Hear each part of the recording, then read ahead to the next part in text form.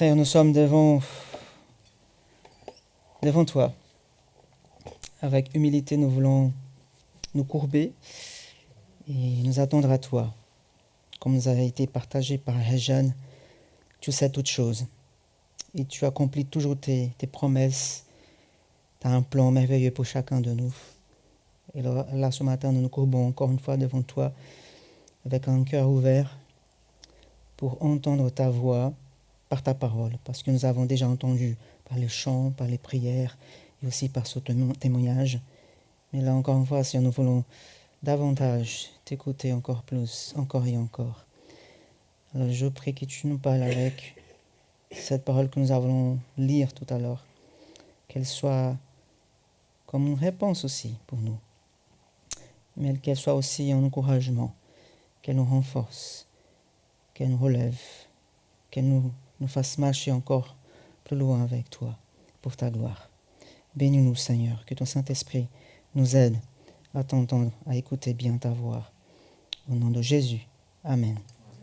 Et Amen. Voilà, ce matin, j'aimerais vous proposer une série de prédications dans l'épître aux Philippiens, pas aux Éphésiens, mais aux Philippiens, parce que c'est une épître que j'aime bien.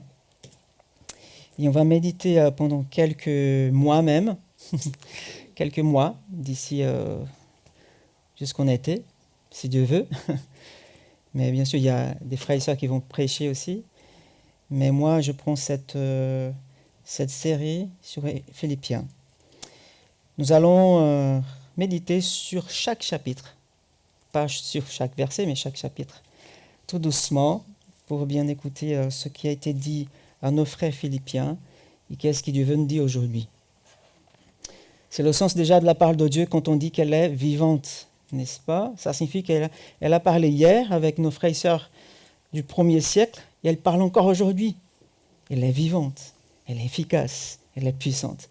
Elle parle toujours. Et voilà ce que je vous propose ce matin, de commencer avec moi, de chercher à comprendre ce qui signifie ce texte à nos frères et sœurs de l'époque, hier, et ce qu'il signifie pour nous aujourd'hui en 2026.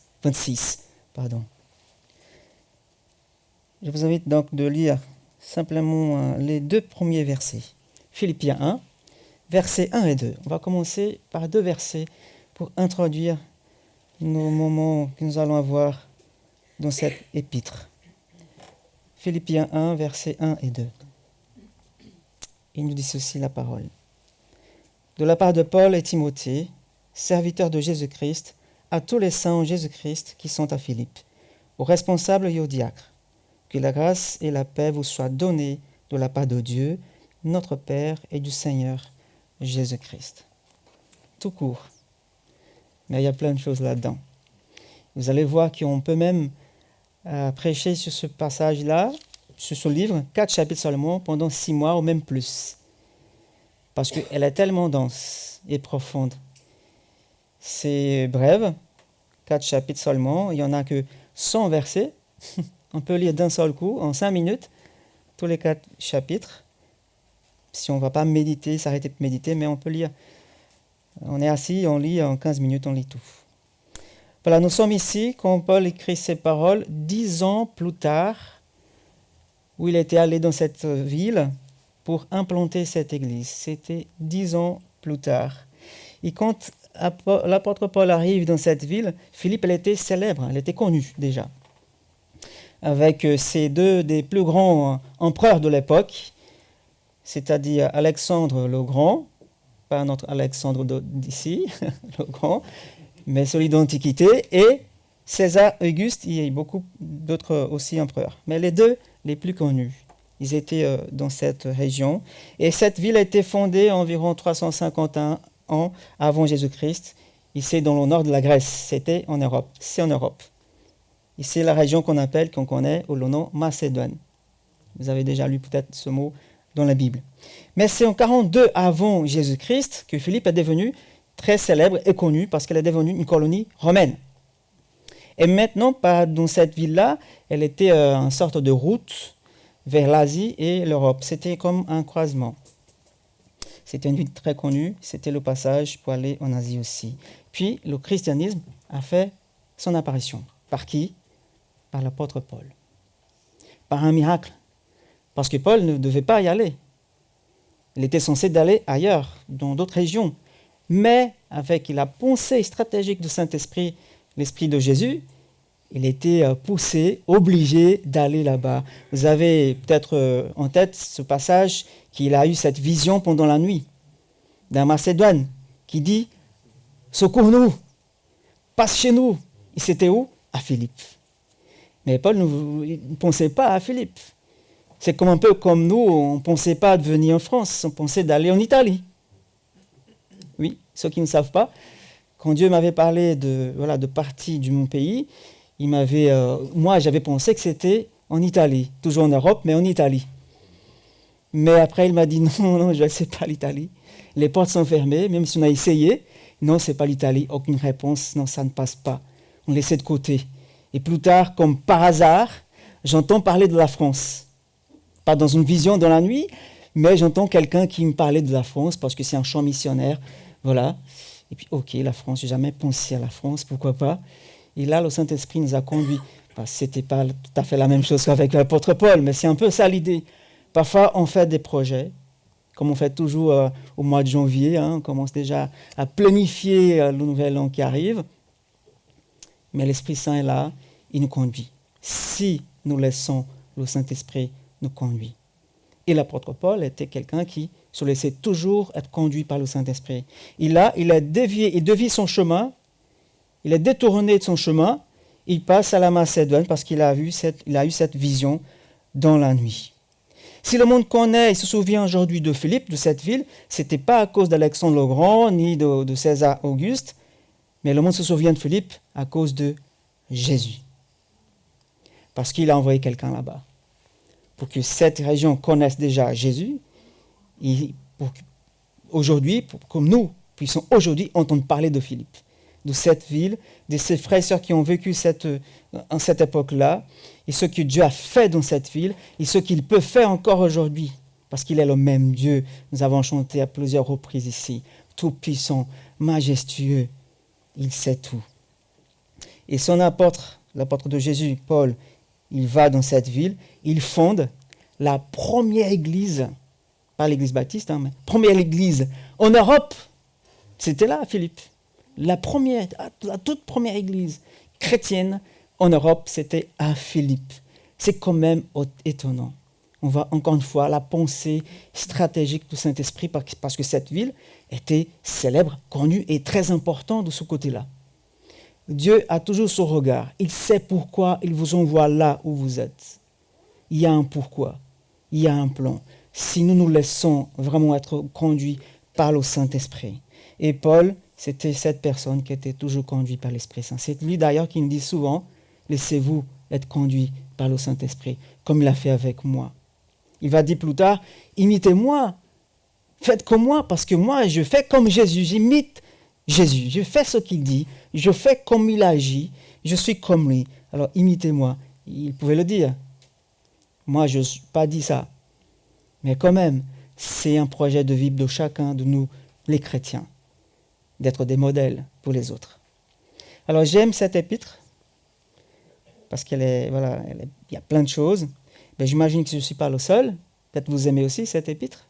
Qui aime cette épître? Voilà, 1, 2, 3, 4, 5, 6, oui, c'est bon. On a le quorum.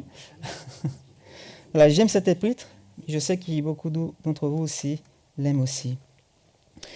Et pourquoi choisir cette épître? Quelqu'un m'a posé la question cette semaine, parce que j'avais partagé avec les anciens ce que j'allais faire. Et parce qu'il y a plein de choses dans cette épître qui nous convient très bien au moment que nous vivons en tant qu'Église. Et ça tombe bien aussi parce que ça commence là, l'année 2026. C'est quand même des résolutions qu'on peut aussi en tirer là-dedans. Pour nous aujourd'hui, pour chacun d'entre nous personnellement. Voilà, ça correspond à ce que je pense de l'Église ici en 2026, ici au Sable d'Olonne, avec vous. Et comme je disais tout à l'heure, on va commencer avec ces 2 versets seulement. Et on va essayer de tirer 3 de ces 2 versets-là, répondre à 3 questions. Qu'est-ce que nous savons des destinataires de cette lettre? Qui sont-ils? Pourquoi cette lettre a été signée par Paul et Timothée? Et qu'espère-t-il, Timothée et Paul, accompli avec cette lettre? Qu'est-ce qu'il voulait avec cette lettre en envoyant à ses frères de Philippe? Et après, on va terminer avec 3 raisons pour lesquelles j'aime cet épître. Et je pense qu'il vaut aussi. Voilà, d'abord, que savons-nous des destinataires de cette lettre? Le verset 1 nous dit que la lettre a été écrite à tous les saints en Jésus-Christ qui sont à Philippe, aux responsables et aux diacres. Voilà les destinataires. Les saints de Jésus-Christ qui sont à Philippe. Et Paul ajoute les responsables et les diacres, ou les anciens, etc.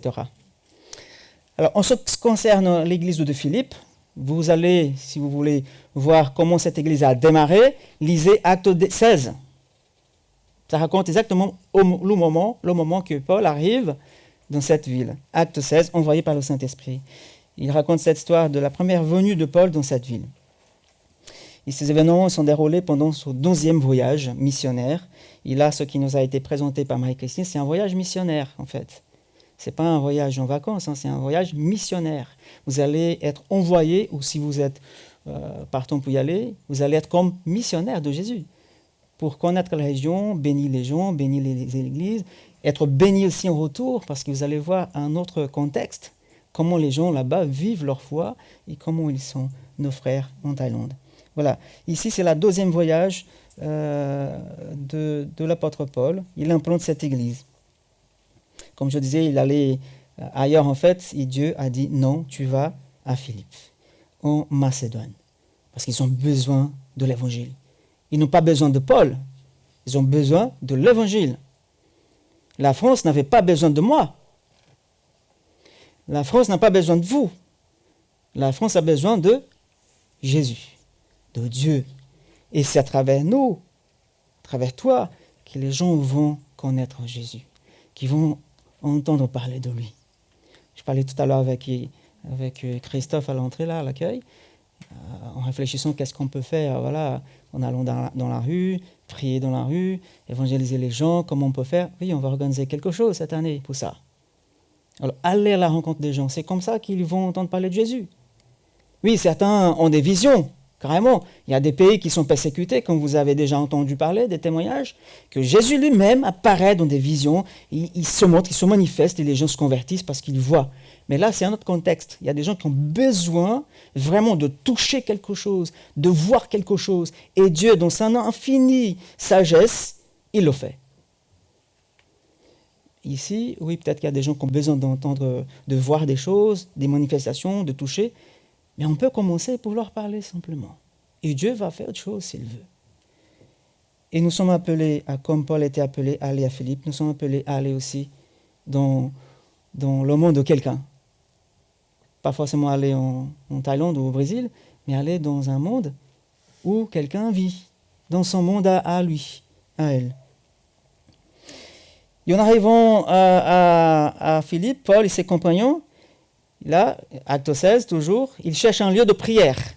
C'est ça quand on arrive dans un lieu, ils cherchent déjà une église, pour savoir où on peut y aller pour louer Dieu, pour prier. Et là, ils cherchent, ils ne trouvent pas. Parce qu'il n'y avait pas de synagogue à cette époque-là. Il n'y avait pas assez de juifs, en fait, dans cette ville. Pour avoir une synagogue, on a besoin de combien de juifs? 12. Pour commencer une synagogue. Et là, il n'y avait même pas 12 juifs dans cette ville. Et là, ils cherchent un lieu de prière. Il y avait quelques femmes qui étaient là, qui papotaient. Ils commencent à discuter avec elles. Ils prêchent l'évangile à ces femmes. Et une femme se convertit. Il s'appelle Lydie. La première disciple de Jésus à Philippe. Une femme, Lydie, très riche, entrepreneuse, avec beaucoup de connaissances, une grande maison. Ça tombe très bien. Dieu, il est vraiment sage. Voilà où va commencer la première église en Europe, chez Lydie, qui a une grande maison. Vous voyez, comme Dieu, il est vraiment intelligent. Il sait tout. Il connaît tout le monde. Il savait qu'à ce moment précis, il y aura quelques femmes qui papotaient, qui discutaient. Je ne sais pas si elles priaient, je ne pense pas, parce qu'ils ne connaissaient pas Dieu, ni Jésus. Et Paul arrive avec ses compagnons. Et c'est là que tout commence avec Lydie. Et plus tard, quelques jours plus tard, il commence à prêcher, et vous connaissez un peu l'histoire, acte 16. il commence à être persécuté parce qu'il avait délivré une jeune fille qui faisait des divinations, qui apportait aussi d'argent aux gens. Et puis là, c'est terminé pour Paul. Pas terminé entre guillemets, parce que ça vient juste de commencer. Et Dieu, comme il est aussi, il continue d'être sage toujours, il a un plan. Paul est arrêté parce qu'il a fait quelque chose qui a dérangé la ville. Paul est arrêté, acte 16 toujours. Il est arrêté et allé en prison. Mais comment ça se fait en prison? Dieu m'a envoyé ici, alors je suis en prison. Mais il savait tout. Et là, dans la prison, il chante avec Silas. Il est toujours dans la joie, toujours content. Qu'est-ce qui arrive? Vous connaissez, les choses tremblent, les portes s'ouvrent, ils sont prêts à partir. Mais un gardien est là. Le gardien a compris qu'il y avait quelque chose de différent, de spécial. Et là, pour faire un résumé, il se convertit aussi par la prédication de Paul. Le deuxième chrétien converti à Philippe en quelques jours, parce que Dieu était derrière tout ça. C'était le plan de Dieu. Même si ça semblait impossible, Dieu convertit 2 personnes. Les 2 premiers chrétiens, c'est eux qui ont commencé l'Église. La première Église évangélique, chrétienne en Europe, à Philippe, chez Lydie. Avec ce gardien, sa famille, et ça a commencé à grandir, l'Église commence à grandir, et 10 ans plus tard, Paul laisse les responsables, Lydie, le gardien qui ne connaît pas son prénom, mais d'autres chrétiens qui se sont ajoutés après, mais 10 ans plus tard, Paul, pendant ce temps-là, l'Église à Philippe a grandi, et ils sont restés attachés à Paul, à son ministère. Ils ont contribué grandement à la mission de Paul, en envoyant de l'argent, de la nourriture, des vêtements, j'imagine, afin qu'il n'ait pas à travailler, mais qu'il puisse se consacrer entièrement à sa tâche de missionnaire d'apôtre. Et un jour, alors que Paul était en prison en Rome, 10 ans plus tard, vers 62 après Jésus-Christ, l'apôtre Paul décide d'écrire un mot à cette église-là, parce qu'il aime bien cette église, il aime ses frères et sœurs. Et pourquoi? Parce qu'un jour, il a reçu la visite de quelqu'un en prison, Épaphrodite, son compagnon aussi, qui est venu pour apporter encore un don à Paul. Mais l'Épaphrodite, pendant le chemin, il tombe malade, il a failli mourir, mais Dieu l'a gardé. Et après qu'il allait mieux, Paul écrit une lettre, il dit, Épaphrodite, s'il te plaît, amène cette lettre à mes frères et sœurs, apporte-la à l'église de Philippe. Et c'est Épaphrodite qui apporte cette lettre à cette église-là. Et Paul alors écrit à qui? À tous les saints, n'est-ce pas? Qui sont les saints? Ceux qui sont au ciel. Ceux et celles qui ont pris, comme certains pensent. C'est qui les saints? Voilà, c'est moi, c'est vous, c'est chacun de vous qui reconnaissent Jésus comme son Seigneur. Il faut bien préciser quand même. Ceux et celles qui reconnaissent Jésus comme leur Seigneur et Sauveur sont tous les saints de Jésus, qui sont en Vendée, qui sont au Sable d'Olonne, qui sont à Sainte-Foy, à Talmont, à Saint-Gilles, à Saint-Mathurin, à Olonne, là où vous êtes. Cette lettre est écrite à tous les saints, mes amis, c'est-à-dire les membres du peuple de Dieu. Ici, Paul aurait pu même écrire uniquement aux dirigeants, aux responsables de l'église de Philippe. Non, il a écrit à tous les saints. Il inclut les responsables. Parce qu'il faut qu'il aussi ait cette même mentalité en tant que responsable. Il s'adresse en fait à toute l'église, à chaque chrétien, à tous les saints, vous et moi. Ce mot signifie que l'église est un peuple purifié par Dieu. Pas parce qu'on est trop cool. Non, c'est parce que Dieu nous a purifiés, il nous a régénérés, il nous a fait naître de nouveau. C'est un peuple qui appartient à Dieu, qui sont mis à part pour lui, pour accomplir une tâche. Dieu vous a appelé pour faire quelque chose, déjà pour l'adorer de tout votre cœur, l'aimer de toute votre âme et votre force, mais aussi pour faire quelque chose concrètement. C'est très bien de venir à l'église tous les dimanches, n'est-ce pas, comme disait Hayden. Mais il y a encore d'autres choses. À tous les saints, vous, mes amis, cette lettre a été écrite pour vous, à vous. Oui, mais Paul ne connaît pas. Il ne connaît pas l'église baptiste de Sable d'Olonne. Oui, c'est vrai, il ne connaît pas. Il ne sait même pas qu'on existe. Mais il ne sait même pas qu'on est en train de lire ce qu'il a écrit. Ben, certains pensent que oui, il sait, il voit. Ceux qui sont là-haut, bon, là c'est autre chose. Mais non, on va dire simplement qu'il ne sait pas, qu'on est en train de lire ces paroles. Mais nous pourrons dire quand même que cette lettre-là a été écrite par Jésus à tous les saints qui sont ici en 2026. C'est bien ça l'idée ici, mes amis. Cette lettre a été écrite à cette église-là, aujourd'hui, à vous, à toi, là où tu es. C'est Jésus lui-même qui nous a écrit les saints en Vendée. Afin que nous puissions faire quoi? Je dirais penser correctement, changer la mentalité pour vivre correctement. Dieu nous a écrit cette lettre pour qu'on puisse penser correctement pour vivre correctement. Si vous lisez tous les chapitres, vous allez comprendre pourquoi cette phrase. Parce que c'est quand même quelque chose qui nous appelle à changer, un changement, un mode de fonctionnement, comment on voit les choses. Deuxième chose qu'on voit ici dans ce verset, ces deux versets, la première partie, il a dit que la lettre était écrite par Paul et Timothée. C'est les deux qui signent. Serviteurs de Jésus-Christ, il dit. Paul est un apôtre. Mais Timothée, il n'est pas un apôtre. Mais ils signent tous les deux. Paul joue d'une position quand même d'autorité dans l'Église, parce que ça a été donné par Christ lui-même, en personne. Mais Timothée, c'est un jeune collaborateur de Paul, simplement, qui a été rencontré à Dèbe, peu avant que Paul arrive à Philippe. Alors pourquoi Paul, l'apôtre, il a fait signer cette lettre, lui et Timothée, ensemble? Tout d'abord, je pense que Paul, en lui, il y a cet esprit humble. Il ne se voit pas comme le grand apôtre. Il dit moi et Timothée, c'est tout. Il avait déjà sous lui cette autorité, innée par Jésus, mais il ne mettait pas ça en avant. Et là, je vois cette humilité de Paul, plutôt que de se mettre en avant avec son autorité particulière et exclure son collaborateur. Ah non, Timothée, tu laisses de côté, hein, laisse-moi faire. C'est moi qui signe, c'est comme si, quand même, c'est mes paroles. Non, ce n'est pas les paroles de Paul, c'est les paroles du Saint-Esprit. Mais il prend son collaborateur, son jeune collaborateur, et Paul, là, pour moi, il est suffisamment sûr et humble pour inclure Timothée à ses côtés. Timothée, avec Silas, Luc et d'autres, avait accompagné Paul dans tous ses voyages. Nous allons voir dans chapitre 2 qu'il va aussi renvoyer Timothée à Philippe à un moment donné. Et vous savez que dans l'Antiquité, écrire une lettre, c'était quand même difficile. Hein. C'est pas comme aujourd'hui qu'on a même avec le portable, on peut envoyer une lettre, un courrier, un mail. On a même l'aide aujourd'hui de IA. On dit qu'est-ce qu'on veut, et elle écrit tout seul. Non, à cette époque-là, il n'y avait pas tout ça, cette technologie. Il avait besoin toujours de quelqu'un pour écrire. Ça ressemblait comme à écrire un livre, écrire une lettre. C'était cher, c'était compliqué. Et là, il dit non, Timothée, tu restes à mes côtés, tu m'es vraiment important. J'ai besoin de toi pour rédiger cette lettre avec moi.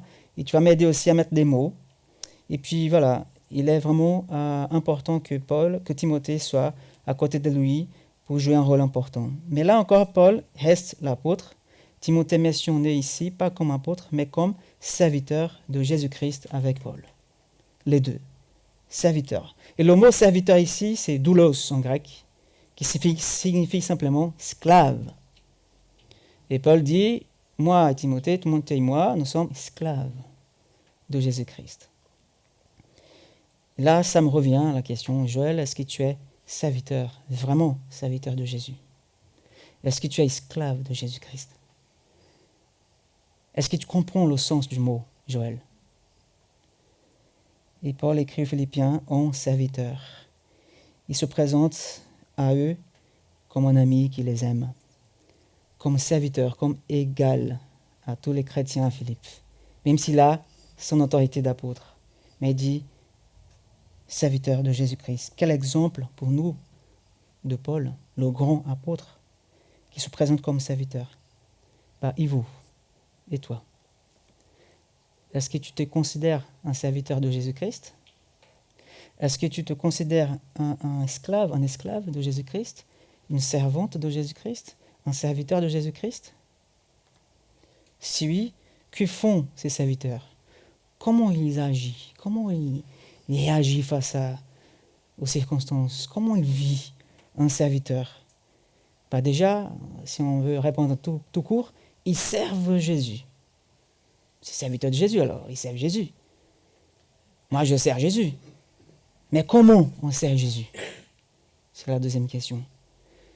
Comment un serviteur de Jésus le sert? Si on allant à l'église tous les dimanches? Oui, peut-être, ça fait partie. Quoi d'autre? Il y a plein de choses qu'on peut développer, mais je prends une seule. En servant les autres. Parce que c'est Jésus lui-même qui avait dit dans Matthieu 25. Je vous le dis en vérité, mes amis, toutes les fois que vous avez fait cela, répondre aux besoins des autres, c'est à moi qui vous l'avez fait. Si on répond aux besoins des autres, que ce soit matériel, moral, spirituel, psychologique, on fait en fait à Christ. Si on dit que nous sommes serviteurs de Christ, qu'est-ce qu'on fait? On sert les autres. Ça passe par le biais de l'Église. Nous servons ici, il y a des ministères qui ont besoin, les enfants, l'équipe des enfants a besoin des gens, l'accueil. La louange, je pense que ça va, hein, Alex.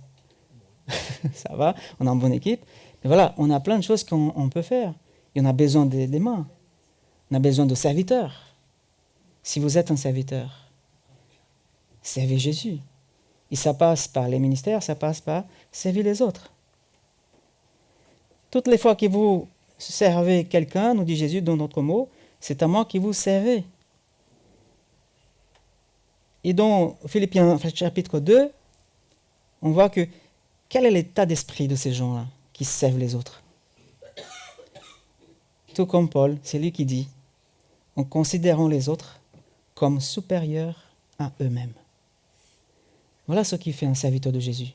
Il considère tous les autres comme supérieurs à lui-même. C'est comme si je regardais les gens de bas, comme ça, et pas comme ça, d'en haut. C'est ce qui fait Paul ici. Serviteur de Jésus, je vous regarde dans les yeux. Je ne vous regarde pas comme ça, mais plutôt comme ça, d'en bas. Voilà comment on sert les gens, mes amis, comment on agit vers les gens en considérant les autres comme supérieurs à nous-mêmes, Philippiens 2. Voilà ce qu'ils font les serviteurs. Enfin, le verset 2 nous amène aux troisième et dernière question. Qu'est-ce que souhaitent accomplir Paul et Timothée en écrivant cette lettre? À mon avis, ce qu'il dit dans verset 2, que la grâce et la paix vous soient données de la part de Dieu, notre Père, et du Seigneur Jésus-Christ. Que la grâce et la paix vous soient données. Voilà le désir de Paul à ces gens-là. Qu'ils soient toujours dans l'abondance, dans la grâce, et toujours dans l'abondance, dans la paix. Mais pas une paix, pas une grâce que le monde peut nous offrir, mais cette paix qui vient non que de Dieu et du Seigneur Jésus-Christ. Voilà son souhait. Et comme nous verrons plus tard, Paul a écrit à l'esprit certaines manifestations spécifiques de cette grâce, de cette paix qu'on trouve en Jésus. Lorsqu'il pense aux Philippiens, nous pourrions résumer cela comme une joie nouvelle en Christ, une grâce renouvelée dans notre vie, qui nous conduit à l'humilité et à l'unité. Être plus humble et plus unis, plus engagés pour témoigner avec joie du Seigneur, même si on est en prison, comme Paul, il est en prison, mais il exprime sa joie. Et parfois, on est dans des situations difficiles, on n'arrive pas à exprimer notre joie, même si le cœur, il est dans la joie, mais on n'arrive pas à exprimer, parce qu'on a un peu mal. On a un peu mal. Et cette lettre, c'est l'intention que Paul veut avec cette grâce, cette paix, qui soit plus dans la joie, une vraie joie, qui soit extériorisée, on va dire. Cette grâce et paix que Paul souhaite transmettre à ses frères et sœurs passe par ses mots, par sa lettre. Et ainsi, la lettre ne commence pas seulement par une prière de paix et grâce, mais il va vraiment développer tout ça à ses amis qui puissent comprendre. Et dès le début, les Philippiens étaient vraiment soutenu le ministère de Paul. Et c'est là qui a donné beaucoup de joie à Paul aussi. Les Philippiens étaient les meilleurs partenaires de Paul dans son ministère. Et quand on lit toute cette lettre-là, mes amis, à la fin, on pourra quand même penser, Si seulement nous soyons comme cette Église-là. Si seulement je sois comme cette Église-là, comme eux, cette Église de Philippe. Malgré toutes les difficultés, ils sont toujours dans la joie. Ils sont toujours partenaires avec Paul. Comme nous avons dit, Épaphrodite est tombé malade, mais il continue sa course. Il continue à sévir. Paul aide à ses lecteurs, comme je disais, à penser correctement, mes amis. Correctement. Il va donner quelques exemples de personnes dont la vie démontre vraiment, clairement, qu'ils pensent comme Jésus, qu'ils agissent comme Jésus, qu'ils prient comme Jésus, qu'ils donnent, qu'ils servent comme Jésus est venu faire. Il a tout donné, il a servi comme un serviteur. Et lorsque nous apprenons à penser correctement, la conséquence, c'est laquelle? Nous vivrons correctement. Nous menons notre vie de manière correcte si on pense correctement. C'est ça que Paul dit dans Romains 12. Ne vous conformez pas à ce monde-là actuel, mais soyez transformés par le renouvellement de votre intelligence. Cette intelligence qui a été touchée par le Saint-Esprit, qui a été changée. Vous êtes des nouvelles créatures. Maintenant, vous avez une nouvelle vision. Alors laissez-vous guider par cette nouvelle pensée qui a été donnée par le Saint-Esprit. Paul espère donc que cette lettre soit un moyen utilisé par Dieu pour apporter une paix nouvelle et plus grande à Philippe. Et que ses paroles, son enseignement seront aussi un moyen de la grâce de Dieu pour cette Église. Une Église qui a beaucoup apprécié et quelques points améliorés. Parce que nous allons voir plus tard, la prochaine fois, il n'y a pas d'Église parfaite. Philippe non plus n'était pas une Église parfaite. Mais nous pouvons toujours nous réjouir avec elle, mais aussi voir des choses qui doivent améliorer. Voilà ce qu'il veut pour cette Église. Donc Paul aime beaucoup cette Église. C'est un amour contagieux pour nous aussi. La prochaine fois, on va parler de pourquoi je dois aimer mon Église. C'est la question qu'on va se poser. Alors je termine avec ces 3 raisons pour lesquelles moi, personnellement, j'aime cette épître. J'espère qu'il vous aussi. Peut-être vous allez ajouter quelque chose d'autre. 3 raisons pour lesquelles nous aimons Philippiens. D'abord, elle déborde de joie. C'est l'épître qu'on connaît par la joie. L'épître de la joie. Et comme nous allons voir, cette épître, elle est vraiment lumineuse. Il y a de la chaleur dans cette épître. Et Paul parle souvent de ça. Et quelle personne Jésus a transformé l'apôtre Paul. Il chante à minuit en prison. Et après, il chante quand il écrit cette parole. Toujours dans la joie. Toujours dans cette même mentalité de joie.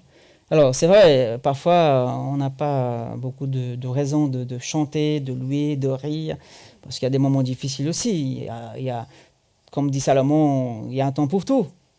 Il y a un temps de pleurer, il y a un temps de rigoler, il y a un temps de s'arrêter, il y a un temps de parler, il y a un temps de se taire. C'est vrai.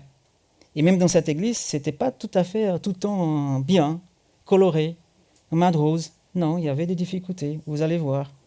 Mais elle est connue comme l'épître de joie. C'est vrai que ça nous fait réfléchir à nos vies quand on lit tout ça, nos petits, nos grands problèmes, nos plaintes, nos douleurs. Mais si on regarde en arrière 2025, est-ce que vous pouvez affirmer et dire « La grâce de Dieu m'a soutenu ». Vous pouvez confirmer ça? Malgré tout? Oui, amen, quand même. Hein? Oui, la grâce nous a soutenus. La grâce nous a soutenus en tant qu'Église, en tant que personne. Oui, peut-être il y a eu des choses qui ne sont pas déroulées comme nous avons imaginé, comme moi-même j'avais imaginé, des projets qui n'ont pas abouti, mais la grâce de Dieu nous a soutenus. Et nous pouvons dire merci Seigneur. Malgré tout, merci. Voilà la raison pour laquelle j'ai choisi cette lettre, pour qu'on puisse méditer d'ici quelques semaines, dans cet espoir qu'elle sera pour nous un moyen de rafraîchissement dans nos âmes, pour continuer à avancer dans cette nouvelle année. Et ma prière, alors que nous allons nous imprégner de cette épître, je vous invite déjà à lire cette épître en boucle, parce que c'est courte, hein, c'est brève. Et c'est d'ailleurs la deuxième raison, elle est brève, elle est courte. On peut méditer facilement, elle est facile à comprendre des choses, même si elle est courte, elle est profonde. Voilà la deuxième raison. La troisième raison, c'est parce qu'il y a beaucoup de passages que vous avez déjà mémorisés, des passages connus de Philippiens. Il y en a plusieurs, mais je choisis 2 passages qui sont mes préférés. Par exemple, chapitre 3, verset 8. Je considère même tout comme une perte à cause de le bien suprême de la connaissance de Jésus-Christ, mon Seigneur. Des passages connus. 3, 14. Oubliant ce qui est derrière moi, je cours vers le but pour emporter le prix de l'appel céleste de Jésus-Christ. Des passages connus. Il y en a d'autres, hein? Mais dans les bons et dans les mauvais moments. C'est ainsi que nous devons vivre, mes amis. C'est ainsi que ce que nous voulons dans notre vie. Considérer tout comme une perte. Si je regarde Jésus-Christ. Et, oubliant ce qui est derrière moi, ce qui m'empêche de grandir, j'avance, je cours même vers Christ, vers le prix, pour emporter ce qu'il m'a déjà dit qu'il est prêt à me donner. Et Paul considère comme une perte tout autre gain que la valeur inestimable de la connaissance de Jésus-Christ. Frères et sœurs, mes amis, les saints en Jésus-Christ ici, dans cette église, cette lettre nous aidera. Elle nous aidera à penser correctement, pour vivre correctement, en mettant Jésus et son évangile au centre de notre vie. Et comme ça, vraiment, je pense que nous allons avoir une bonne année. Si nous laissons le Saint-Esprit nous guider, nous changer et nous montrer sa vérité dans sa parole. Amen. C'est mon souhait pour vous cette année, que vous soyez remplis de la pensée de Jésus et que des bonnes choses se fassent dans votre vie. Au nom de Jésus.